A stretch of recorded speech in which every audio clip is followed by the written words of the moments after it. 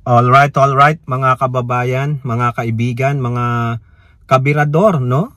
Kamusta po kayong lahat? At welcome po dito sa ating maliit na channel, Tokis Birador. Ang second channel po ni Simply Tokis Vlog, no? So, tayo po ay magbibigay ng maiksing komento, opinion at reaksyon sa mga mainit na usaping pang-politika sa ating bansa. Pag-usapan natin mga kababayan, ito pong former senator na mukhang nakulong na dati dahil sa kasong plunder nung panahon ni Noynoy Aquino. Ngayon naman, mukhang babalik kulungan ito mga kababayan, no? Kasi nirekomenda po ng ICI na ito ay kasuhan ng plunder sa ombudsman. Pwede pa ba siyang i-ombudsman? Hindi naman na siya government employee. Baka recommendation na to for criminal charges sa korte, no? O, tingnan natin, no?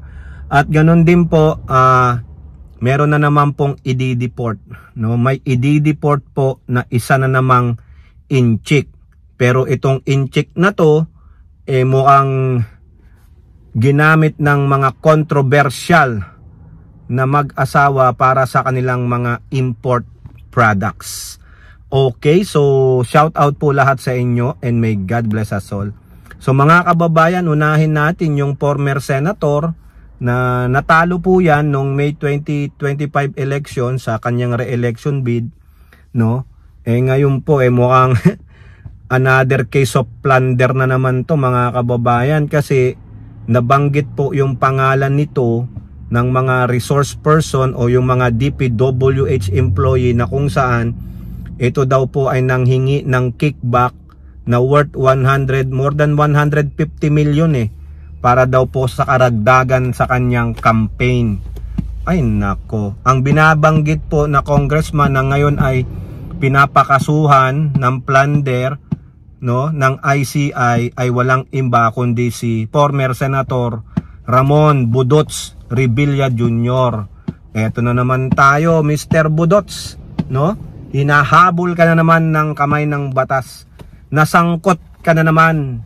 Hindi ka na natuto. Di ba dati nakulong ito kasama sila Jinggoy, kinasuhan ng plunder nung panahon ni Noynoy, dahil Noynoy ba o si whatever Gloria yun, no? Basta ganon. Kasi sabit sila sa plunder case, no? Ito yata yung kay Janet Napoles, ha? So, ewan ko paano po nakalabas siya, mukhang inabsuelto ba siya o whatever, pero may pinababalik pong pera sa kanya no? Absuelto siya pero pinababalik yung pera. Paano na-absuelto tapos ipapabalik mo, may restitution, ganon. Ito po nga yung ICI, after their investigation, pinakakasuhan na po ng plunder si former senator Ramon Budots Revilla Jr. Kasama pa dyan yung yung bagman ni Chis Escudero na si Maynard Ngu, no? Hindi ko alam kung nasaan na tong Maynard Ngu na to, baka tumakbo na to sa China, kumaripas na, no? Ito namang si Budots talagang hindi na natuto, no? Siguro lalaban yan si Budot. Siyempre pangalan niya na naman ang nakaano dyan Kung sakasakali baka magkaselda 14 kayo ni Senator Jinggoy Estrada, isa pa yan. Mag best friend ba kayong dalawa? Kahit saan bagay mag best friend ba kayong dalawa, ha? Nakakatawa kayo. Grabe mga kababayan, ibang klase itong mga former senator nyo no? At si Revilla 150 million po kasi sinabi yan I believe si Yusek Bernardo ng DPWH na nanghingi daw sa kanya ng ganong halaga si Budots para daw po sa additional campaign para sa kanya, yung pera para sa kanyang campaign. Dineliver pa daw sa kanilang bahay. Sabi ni Bernardo, no? Correct me if I'm wrong. Kaya yun, after the investigation of ICI recommending a plunder case against Revilla and si Maynard Ngu at yung iba pa, no? Ito namang mga current senator at former senator, the like of Escudero at si sino ba yon, si Mark Villar, pinaiimbestigahan pa sa ombudsman. Ganon din po si former senators si Binay, yung current mayor ngayon ng Makati, at si Nancy po yun, si Nancy, at ngayon at ganon din po si Grace po, no, pinapa additional investigation sa ombudsman. Si Escudero dapat yan isabit din yan. Purong-puro ka na, Escudero, okay, so good luck na lang, Mr. Budots. Hindi ka na talaga natuto no? One after the other, mukhang sadyang ganun talaga, no? Sabi nga nila wag naman sanang masamain, no, yung ang magnanakaw ay sadyang magnanakaw talaga. Hindi mapigilan, no? Pero yan siguro lalabanan niya yan sa korte, So present your material evidences, yung matibay na maa-absuelto ka, na hindi ka nagplunder, hindi ka nang hingi kay Yusek Bernardo. Okay?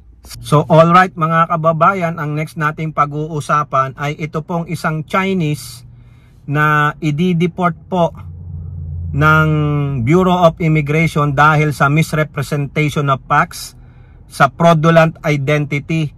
Mukhang gumamit na naman ng ibang pangalan para po makalusot na sabihin siya ay isang Pilipino.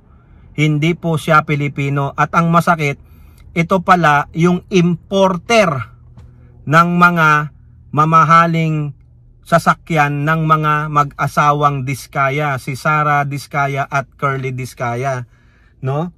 Etong inchik na to, nung nahuli siya, no, napatunayan po na siya po ay hindi Pilipino at gumagamit ng ibang alias. Kaya ngayon nasa kustodiya po siya ng Bureau of Immigration, no, dahil sa patong-patong na kaso. Hindi ko pumano yung last name niya kasi ang hirap banggitin, no? Pati yung ginagamit niyang pangalan, mga kababayan, ay iba po. So there is a misrepresentation, fraudulent identity, at mukhang pumapalag pa nung umaaresto, parang resisting arrest. O tambak-tambak kaso mo. Ang tanong, no, umamin yata ito na siya ang importer ng mga luxury cars ng mga Diskaya. Nako, pag ito napatunayan, mga kababayan, yari ang Diskaya dito. Bakit kayo gumamit ng taong ganyan? You did not verify? At paano yan nakalusot yung iba sa Bureau of Customs? Tama ba yung mga taxes na binayaran nyo o nakalusot kayo? Sino ang mga kapit ng Chinese na yan sa Bureau of Customs? Baka hindi lang Diskaya ang kliyente niyan. Baka may iba-iba pa at mayroon silang kapit sa custom at nakakalusot sila sa pagbayad ng tamang mga buwis. Kaya dapat yung Bureau of Customs na yan, imbestigahan ng mga yan, panagutin, ikulong. Dapat yan ang gawin ng MBI. Yung Bureau of Customs na yan, marami pong tiwali dyan, maraming mga buhaya dyan, no? Kurap din yan. Isa yan sa mga sinabi nila ni Boying Remulla. Isa sa mga kurap na ahensya ng pamahalaan na hindi napapansin ay ang Bureau of Internal Revenue at Bureau of Customs. So dapat talaga, biruin mo, importer yan, inchik na yan. Baka hindi lang sa customs yan, baka sa iba pa, no, na mga ahensya na nag-i-import tulad ng DA, isa din yan. Francisco Chuy Laurel, isa din yan. Maraming kartel dyan, kaya dapat maimbestigahan yan. Nako, pag ito natanong ang Diskaya dyan, nako, sabit kayo dyan. Ano ang dyan? Ano ang implication, Bakit nyo siya ginamit as importer ninyo? Marami naman dyan na siguro legit at qualified. Bakit isa pang alien na nagkukunwaring Pilipino? Patay, yari na. Okay, so kayo po, ano po ang inyong masasabi? Comment down below and don't forget to like and share. Hope to see you in the next videos. Bye-bye. God bless.